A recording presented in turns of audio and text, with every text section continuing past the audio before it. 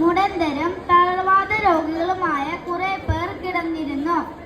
യഹൂദരുടെ വിശ്വാസം അനുസരിച്ച് ബെത്സദ കുളത്തിൽ വെള്ളമിളകുമ്പോൾ ആദ്യം ഇറങ്ങുന്നവൻ സൗഖ്യം പ്രാപിക്കുമെന്നാണ്. 38 വർഷമായി രോഗസൗഖ്യത്തിനായി കാത്തിരുന്ന ഒരാൾ അവിടെ ഉണ്ടായിരുന്നു. അവനെ കണ്ട് യേശു അവനോട് ചോദിച്ചു, സുഖം പ്രാപിക്കാൻ നിനക്ക് ആഗ്രഹമുണ്ടോ? അവൻ പറഞ്ഞു, കർത്താവേ, വെള്ളമിളകുമ്പോൾ എന്നെ കുളത്തിലെടുക്കാൻ ആരുമില്ല. ഞാൻ എത്തുമ്പോഴേക്കും മറ്റൊരുവൻ വെള്ളത്തിൽ ഇറങ്ങിക്കഴിഞ്ഞിരിക്കും. യേശു അവനോട് പറഞ്ഞു, എഴുന്നേറ്റ് കിടക്കയെടുത്ത് നടക്കുക.